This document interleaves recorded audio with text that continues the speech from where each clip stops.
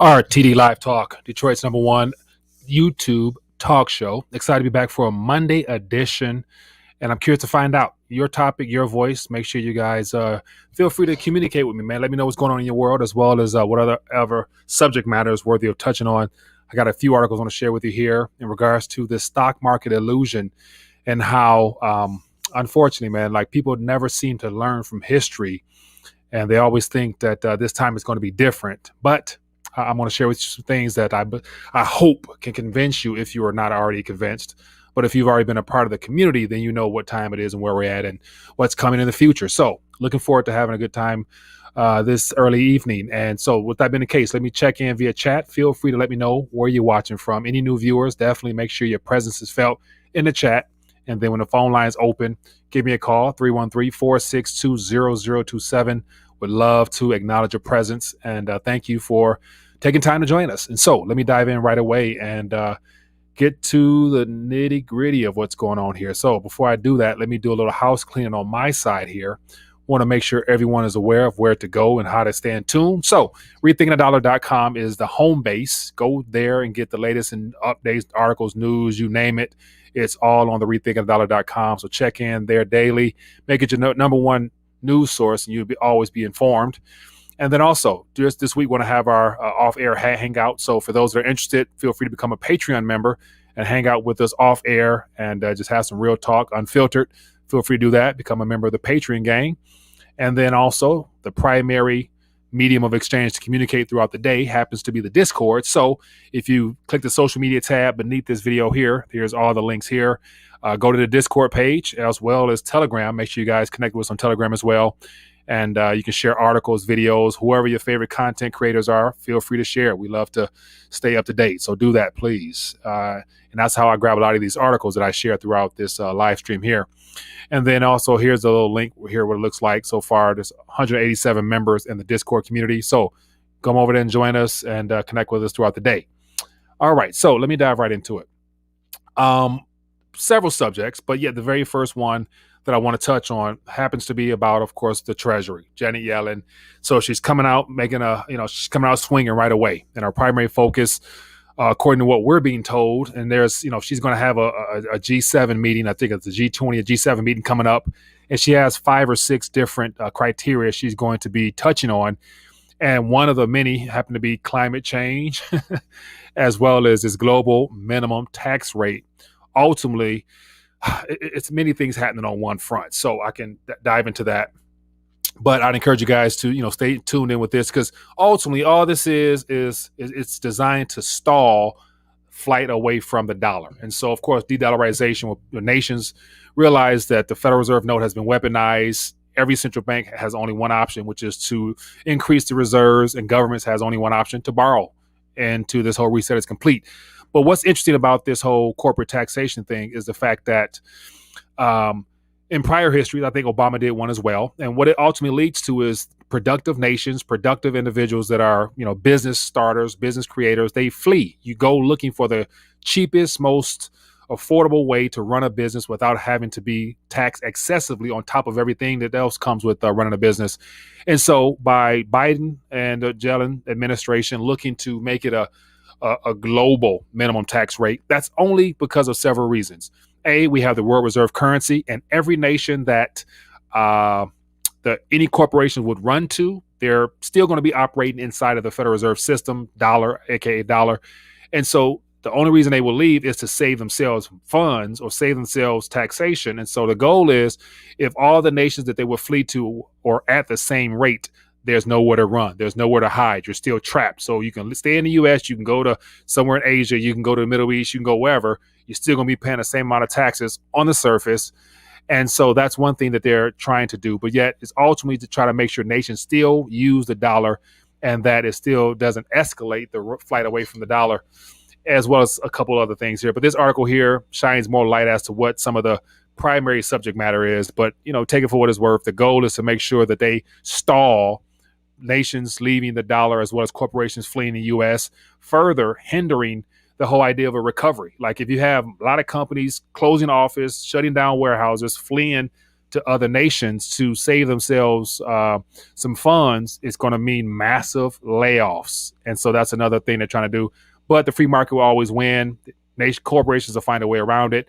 And unfortunately, because of the current monetary policy and fiscal policy colliding, it doesn't really matter. So it's just, a little stall game, I think, plus some more things. But then here is a tweet that I grabbed from Daniel Akaye, who I've had on the show before, and I'll zoom in so you guys can see it. But he hints at a couple things that I thought was worth mentioning. And so it says here, a global 28% corporate tax rate, a tax that is added to all the previous taxes on capital, revenues, buildings, salaries, may seem like a good idea for someone who has never created a job or a business, but it is atrocious idea that will hurt many countries. And so, here's the thing. You got companies, people, governments never started a business. They don't know the first thing about running a business. They're going to try to do the best they can to tax the world, tax corporations into oblivion, and get them all on board with the whole Build Back Better process, which is a part of the World Economic Forum agenda. But anyway, let's keep it moving. So something there. And here's something I really want to touch on. It says Facebook, Google, and Microsoft stocks reach records as big tech bounces back. And so, of course, S&P, NASDAQ, Dow, you name it. And of course, those three primary vehicles that are the primary focus of the health of the economy and the illusion of wealth, because everybody here every investor in this country and around the world have a stake in the game as far as owning shares and to indexes or mutual funds, whatever you name it. And so it's always good to see that, at all-time highs. But when you look at the long run, the valuations of the company are extremely overinflated, as well as the current Fed balance sheet, which is in direct proportion to the amount of points or the price of those shares, which basically it balances out. It's not much of a real winner in the end. I'm going to dive into that a little bit more here. So here is another little article here. Dow and S&P set new records on rosier economic outlooks. And of course, it's always rosier when you have a government that's talking about spending 2-point-some trillion, 4 trillion. Okay, so yeah, it's going to be a lot rosier because those funds have to go somewhere. And so we're going to see how that plays out. But here is an interesting tweet as well. And so once again, if you guys are not on Twitter, you make sure you stay in tune with a lot of smart individuals over there. But here's an interesting tweet here. I'm not even going to begin to butcher his name, but I follow him and do a good job of sharing information. But it says here, just to put things into perspective, the S&P 500 may have hit a new all-time high, but if you put it in the index relation to the Fed's balance sheet, it is trading at the same level as in 2008. So equities have traded sideways since 2008, basically counteracting balance sheet expansion. And so here's, once again, you see it here in comparison to the S&P 500, which is close to about 500 or so, or a little bit less than that, of corporations listed here. And so as the expansion or the quantitative easing and all that other stuff has ramped up, you compare it to the S&P share price, it basically has counterbalanced out to where it's been an illusion of nominal gains without the actual realization of true essence of value as far as what you can purchase if you decide to cash out right at this current moment. And a good example of that would be the housing valuations these days. And so if you look at, in your area, whatever the median household price is, you compare that to pre-2008 timeframe where what the S&P was, whatever number was at that point, and you compare it today, it's ultimately, if you were to cash out and try to buy something at that current moment, you would get the same amount of goods and services as you would back then, just because the S&P and the Fed balance sheet has trended upward together. Therefore, really, unless you were trading, getting in, getting out, and taking your profits, taking your gains, and putting it in other undervalued assets, you're pretty much broke even. And a lot of the baby boomers that lost in the great financial crises, they may have recovered in nominal terms, but as far as what you can purchase currently and what you might be able to purchase in the future, it's going to be a clear distinction. Yeah. Anyway, okay, a couple more articles here, and here's something I really want to touch on. And so this is a much better gauge as to the true viewpoint of the entire equities market. And so here's a Wilshire 5,000 total market full cap index. And so this is something that doesn't get talked about much, but this encompasses ultimately everything, every company that's publicly traded for the most part, or registered here in the U.S. It trades on the NASDAQ, S&P, or whatnot, is listed here. And if you just look at the history behind how unbelievable the trend has been upward in the last decade plus since the great financial crisis, nothing was fixed. Everything was papered over. And you just look at the dips. And so this actual index started in 1974 at the same time that the paper game and the manipulation of the system became, pretty much went rampant, i.e. because of the fiat currency, petrodollar system ultimately. And just look at how it's gone from being non-existent on the chart. Like you couldn't even see anything down here. Like it was nothing down here to see. It's just that's how small it was in comparison to where it's at now. And as I zoom in to the last two recessions, and so you got the .com, which was a nice little dip.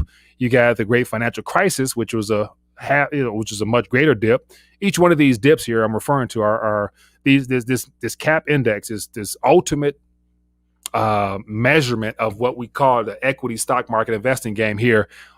It's all dropped in half. So half here, and look where we're at now. Imagine if this thing drops half. Of course, it's at an all-time high as well. If this thing drops to half, it's at 200 and some share points right here. And so each point represents about 1.2 billion, give or take. If this thing drops halfway, it's going to put some serious pain on all 3,500 corporations that are already overly leveraged in debt. And it's going to be a game changer. Anyway, so another way of looking at this is just to compare this to the Federal Reserve balance sheet. And here is a measure of that. And so look at the Wilshire. So if you look at the Wilshire, and so just look at this, it runs in tandem with the amount of currency creation by the Federal Reserve here. So it's one and the same.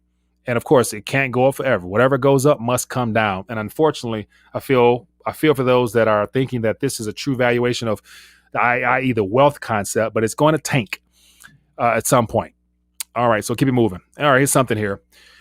New batch of $1,400 stimulus checks includes plus up payments. So once again, a new concept to me, plus up payments to those eligible for more currency. And so ultimately what this means is that as a result of the new American Rescue Plan being passed, it includes a little something extra in there because it gives those that were on unemployment a little tax credit or whatnot.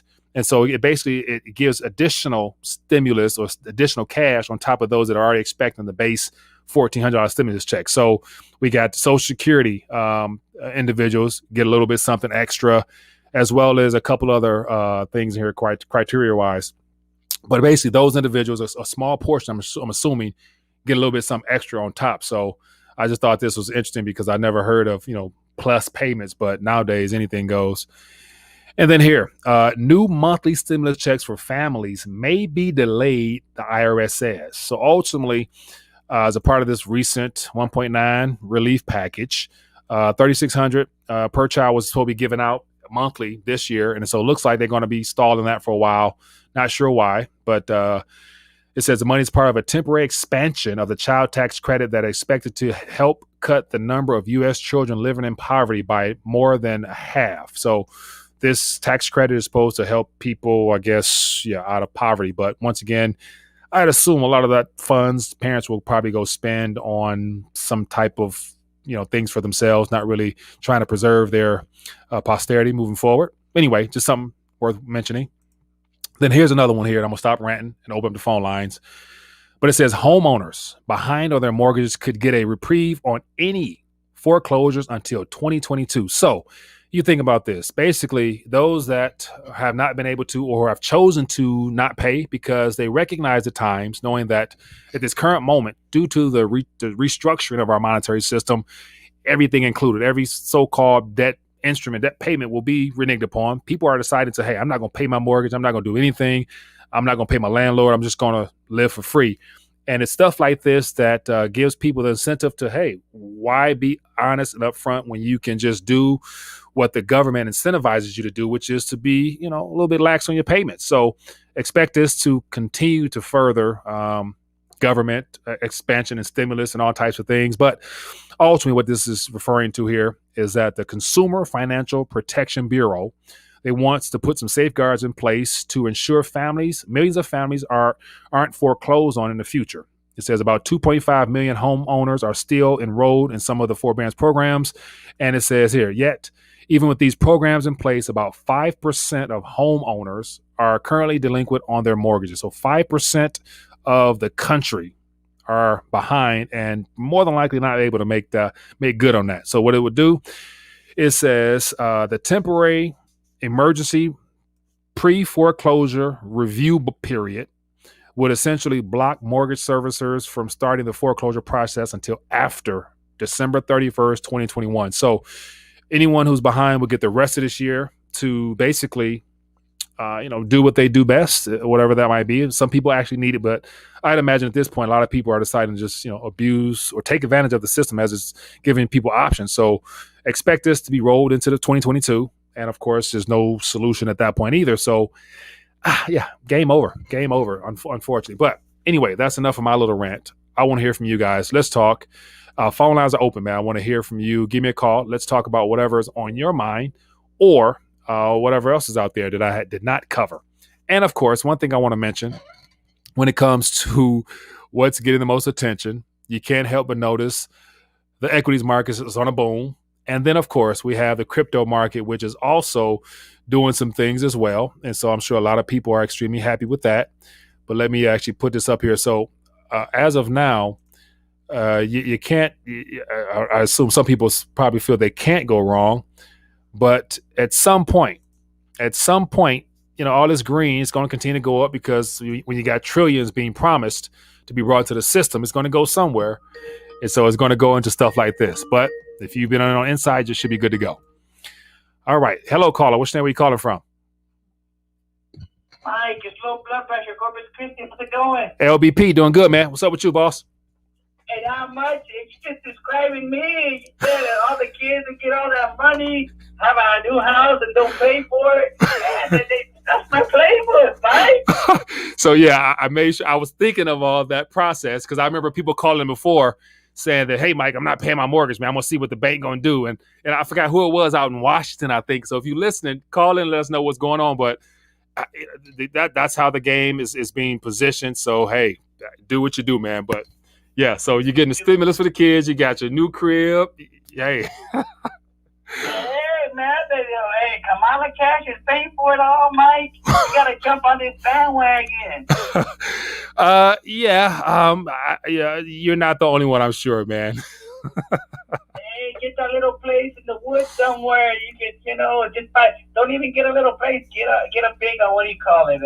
Get a big cabin. Huge one. Kamala's gonna pay for it. Kamala's gonna pay for it. Hey, man. It's interesting how, as the mainstream media puts this information out there, more people who probably not even thought about just taking advantage of what's being given to them. If you can get away with it, most people are already on their second or third house, as I've mentioned before, that they're betting against the system. So they're going to take advantage of it until something gives. So enjoy it, live good, do what you do, man. But hey, I haven't gotten to that point. I'm trying. I haven't got there all the way. But look, Mike, Yeah. I said before, I'm a broken record. Mhm. The houses prices are not going to go down because they're printing. The stock prices, I don't think they're going to crash. Mhm. The only thing that's going down is silver, but I'm buying it up, And so that's one thing that has remained relatively stable and flat, silver and gold. While everything else around it is going up, all the base metals going up, gold and silver, they're making sure that they do not go up. So it's a buying opportunity while you still can get your hand on something physical. But hey, let me get a couple more calls, man. I appreciate you calling in. Mike. All right. Good to talk to you. Bye-bye. Be good. Hello, caller. Which name are you calling from? I'm calling from Greensboro, North Carolina. Greensboro, North Carolina. Who am I speaking with? You're speaking with Jesse. Jesse, how you doing, Jesse? Give me some quick thoughts. What's on your mind? I'm doing well. I had a conversation with a friend of mine. Thank you for asking. Mhm. He is interested in buying a rental property, and I was asking him, with the current moratoriums going on, are you aware of your rights? Mhm. And he asked me, what moratoriums on what? Really? And there's a lot of people out here going to get wrecked, man. Really? Oh, okay. So after that conversation, did it open his eyes up to some things, or is it like, was he still like a deer in the headlight type of thing? Man, you can't talk to these normies that way, man. They get the deer in the headlights look. They think you're taking crazy pills and you're out there walking on mushrooms or something, and they just don't. I mean, the level of financial knowledge, especially what's going on behind the scenes, with these, moratoriums and stuff like that. Yeah. The normies, man, they're just not aware. And when you drop the knowledge on them, they're shocked. And man, I don't know if this guy's going to go look it up or not, or if he's still going to go through with it. But he had no idea what I was talking about. Yeah. Hey, more power to him, man. And so, so like, buying. I was talking to someone about the car industry, and they were saying how buying cars at this current moment, buying anything right now is extremely expensive, and there's going to be a correction. Like, there's no way things can continue to go up. And like the low blood pressure called a minute ago and said that it's going to continue to go up. No doubt it's going to correct first, which will incentivize governments and central banks to create more currency to then make it take off even further. So, it's going to appear on the surface that you're winning, but it's going to be a matter of what can you purchase for your livelihood at the moment when you need it, as far as food, water, shelter, you know what I'm saying? So the currency is being destroyed. So it's that illusion of wealth, as I started off with, man, but it is what it is. And so the goal is, go ahead. Your automotive point, I happen to work in the automotive industry. Okay. And used cars are very hard to find right now. And the ones that are available, they're a lot more expensive than they were 6 months ago. Yeah. So you've got money chasing after this product that's unavailable, which is driving the price higher and higher, and inventory is falling and falling. Yeah. I mean, that's inflation. Yeah. Hey, man, appreciate you calling in, boss. Thanks, sir. Be good. Good point, man. And another thing is, here being in the Motor City, the car capital of the world. And so wherever, as I mentioned from several videos ago, wherever the Motor City goes, that's where the country goes. And right now, because of the chip shortage, as far as the little small microscopic chips that go into powering these new high-tech vehicles, we have lots on top of lots on top of lots of cars just parked because ain't no chips in it. So, you got the chip shortage and you got, extremely high expensive car prices. It's not looking pretty. Hello, caller. What's your name? Where you calling from? Hello? Going once? Going twice? All right. Give me a call. Let's talk. So I forget one thing I did forget to do earlier was check in via chat to acknowledge people. And so I apologize for that. But yet I had so many articles I want to make sure I get to. But let's see. Hello, caller. What's your name? Where you calling from? This is Pat from Alabama. How you doing, Mike? Pat, I'm doing good, my man. What's going on with you? Oh, man, everything's so lovely. I tell you what, I even went out and bought a Cadillac. Don't think I got a new one. You know how cheap I am. But I got one with all the curves. The new ones don't look good, but the 15s look pretty good. At any rate, what I'm going to lay on you is really going to be weird. Okay, give it to me. But we are going to go bonkers this year, all the way through Christmas. What does that mean? What does bonkers mean? What does bonkers mean? What do you mean? I mean, it's going to go great. Hell, man, my Ripple is over 80 cents. I mean, everything's going. Yeah. So we're going to do great. Put it in assets. Go buy the dream home out of your Ripple when it hits the right number. Go, just make yourself real. Yeah. All my equipment right now is off to the auto mechanics. Yeah. I mean, I'm bringing everything I got up to snuff. Hey. And I'm ordering and I'm owning everything that I got. But this year is going to be the year. If you put your money in payments, well, we all know what's going to happen. But buy real stuff. Yeah. But bring all your equipment up to right. Yeah. Bring your living up to right. And enjoy this year.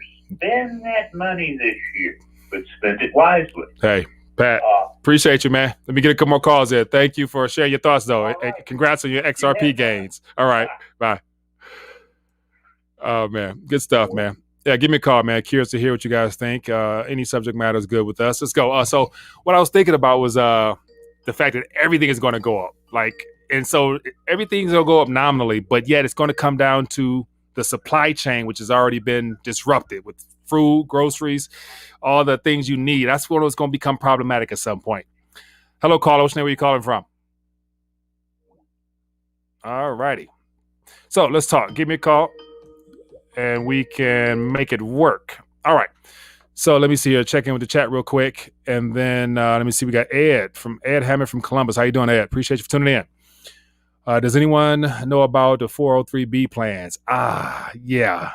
So never really dived into it deep, but yet once again, a 403B, to my knowledge, is for hospitals and things like that, retirement vehicles.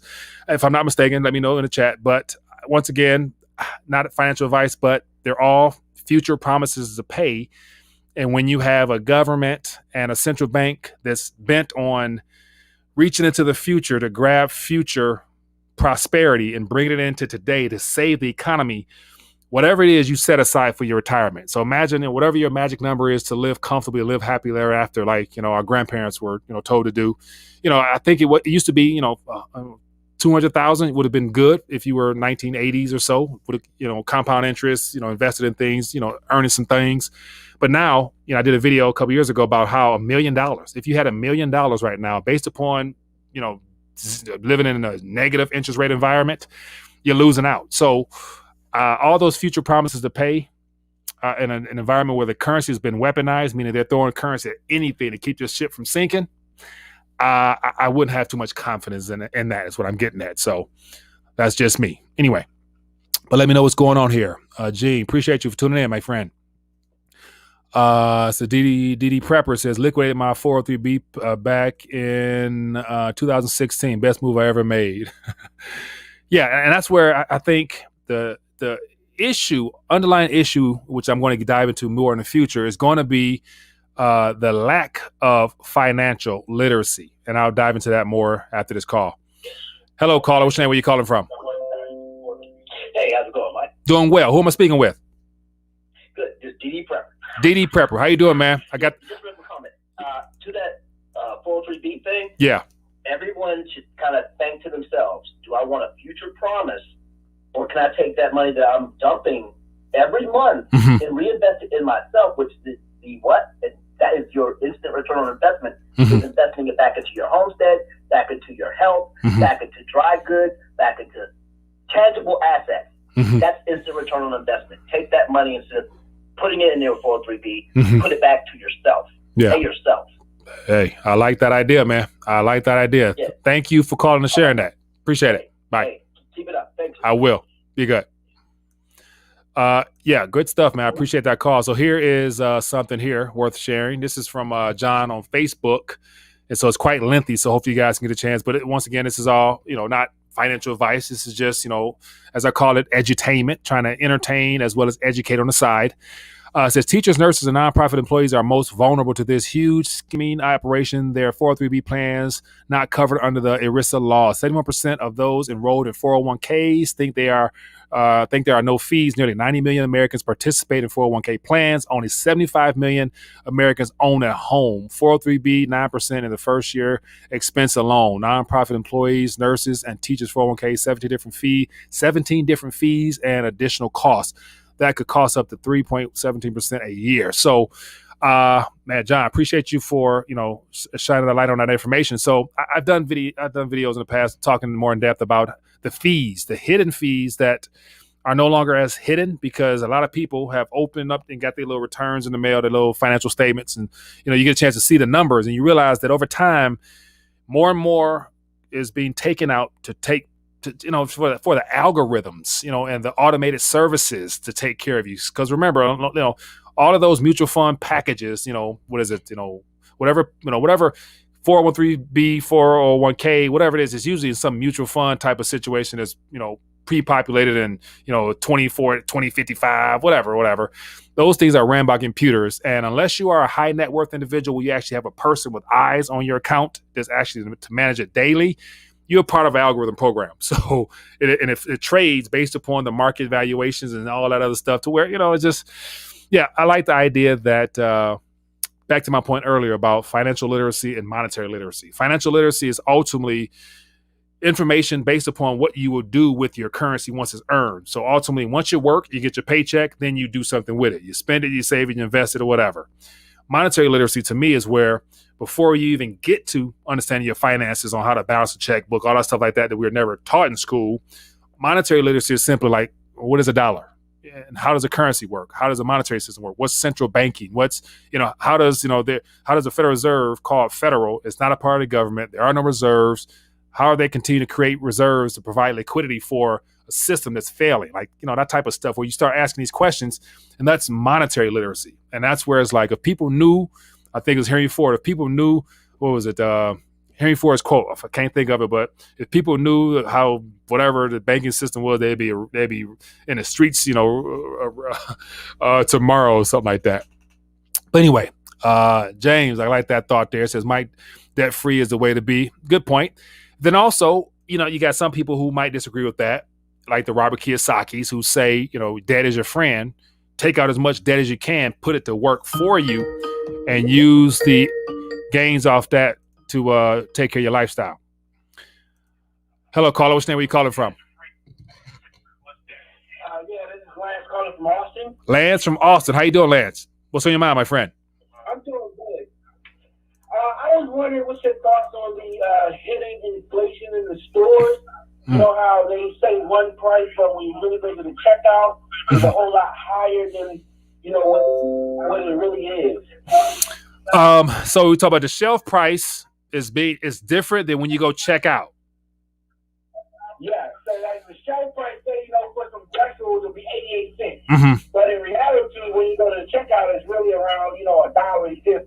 Oh, so okay, so you got sales tax on top of that, and depending on whatever other taxes are in there, might be the case. But I think the one of the more pressing concerns along with that is the inflation that lies in the shrinkage of the quantity of goods. So whatever it is you're getting off the shelf, more than likely it's probably less in the package, less quality of meat, and less. So you actually paying more for inferior quality of goods. So that's another taxation that's factored in as well. But as far as the actual price when you check out being a lot higher, depending on, I'm not too familiar with that other than just the prices in general for all your groceries are going up. So not quite sure about that. I never paid into it that in depth, but yeah, thanks for bringing it to our attention. You're welcome. All right, my man, be good. You too. Yeah, good stuff, man. So as far as the price being a lot higher when you go check out, other than just, sales tax, I'm not familiar with whatever type of taxation they might put on top of that, but that's just me. But yeah, so let's keep it moving. And so shrinkflation, that's exactly what I meant to say. Jay, appreciate you, my man. What else we got here? It says my tinfoil hat. All right. Hello, caller. What's your name? Where you calling from? Hello? Yes, hey, this is Troy from Dallas. Troy from Dallas. Sorry about that. You're good, my man. What's on your mind? Oh man, just responding to the news day that we got regarding global minimum corporate tax rate. Yeah. And it looks like this is going to be what's going to pull a lot of dark money back above water. Because I'm not sure if a lot of people are aware of how dark money is kind of flowing around and how banks and institutions, they're able to buy on special exchanges that are off the market so that their competitors and other people aren't allowed to see their transactions, and it doesn't affect the public volume. And they use it under the guise of, anti-competitiveness, but at the same time, it gives them an unfair advantage and the keys to the kingdom. Yeah. So the first thing you mentioned, the first thing I thought when you said dark money is also the trillions upon trillions that have been reported missing when you look at the balance sheets and the books and whatnot of unaccounted assets. So that's also that was PPP before the PPP loan. Paradise papers that everybody forgot about. Yeah. Good point, man. So. And think about this. At this current moment, the World Reserve currency, which is the Federal Reserve note, we're being told that the Fed's balance sheet is $7 trillion and that our government public debt is $30 trillion. But for the last 108 years or so, we don't know really where all the dollars have gone or how many's in existence. So I do know one thing. At the top of this pyramid over here, we got the derivatives, and I know it's what, $2 or so quadrillion denominated in Federal Reserve notes. So as those things crumble, they're going to need that same amount of dollars denominated liquidity to try to cover up those losses. So that's what this digital settlement layer is about. Yeah. That's going to allow them to double the amount of money to be able to handle all that derivative volume. Like the $8 quadrillion and the $5 trillion a day in FX. Yeah. So they got to be able to come. They have to legally, by law, have to be able to cover their liabilities. So yeah. All they have to do is just go digital and quadruple their supply with this. You got physical money supply, physical print, and then they got this digital stuff, So and then you got stable coins out there too. So all that kind of, increases the equivalent of money by tenfold. So yeah, it's some crazy times we're in, man. For people that are really kind of paying attention and looking instead of just being blinded by the what's going up in Bitcoin is this and that. Like, no, your dollar is worth less and less. Yeah, and that's where inflation is. You're getting. You open up a bag of chips, there's 4 in there, and then you get a little bit of rim, real sugar. Yeah. Giving you fake everything. So even the junk food has gotten worse. Yeah. I actually, let me see here. I posted, let me see if I can grab it real quick. I posted an article on the Discord page. And for those tuning in, if you guys want to share articles, share videos, I invite you to come join us on Discord. But I shared a video article there that just really it was quite alarming. Let me put it on the screen real quick, but it talks about how just the quality of food in general. So this is nothing to do about the financial side, but just the quality of food, how is, something about 1,200, 1,200 different food items were found with chemical laced something or another. So put it on the screen right here, but it says chemicals found in over 1,200 foods linked to immune system damage. So that alone was very disturbing when I saw that title, but just to play into the fact that we don't know what's really going on. Well, when you got a country that was founded on having surplus of like war chemicals and stuff, and it's too expensive to dispose of that stuff in the proper way. So they're always finding ways to there's a market for selling filler and junk and recycling it. Also, China stopped accepting all of our recycled materials and all our trash about 2 years ago by law, and they pretty much used that to rebuild build their cities out of nowhere. So we have a surplus of junk here. So it's got to flow somewhere. Yeah. Good point, man. Well, hey, I appreciate you calling and sharing your thoughts, man. It's good to hear from you, man. I appreciate you. Yeah, and I'm definitely going to start contributing to. I'm just on the road right now, but I'm going to start contributing to your page, man. So post a video with your other members, man. Appreciate you. I follow your story on YouTube. Thank you, my man. Appreciate you. Thank you for tuning in. All right, be good. All right, people. So that is all she wrote for today. But as always, it's good to connect. And so as I'm referring to the Discord, so guys, connect with us there, share articles and whatnot. And of course, once we end here, a lot of us go over there and interact with one another on the Discord side. And so social media tab underneath, click that, look for Discord, you'll find us. Other than that, people, hope you guys enjoyed this live stream. It's always good to hear a variety of voices. I got the clock up there so people can realize that, we're trying to keep it relatively concise as we can so we can get as many people in to share their thoughts on what's going on. But anyway, it's been great hanging out, and let's do it again tomorrow, Lord willing. Be blessed, be safe, and see you tomorrow. Peace.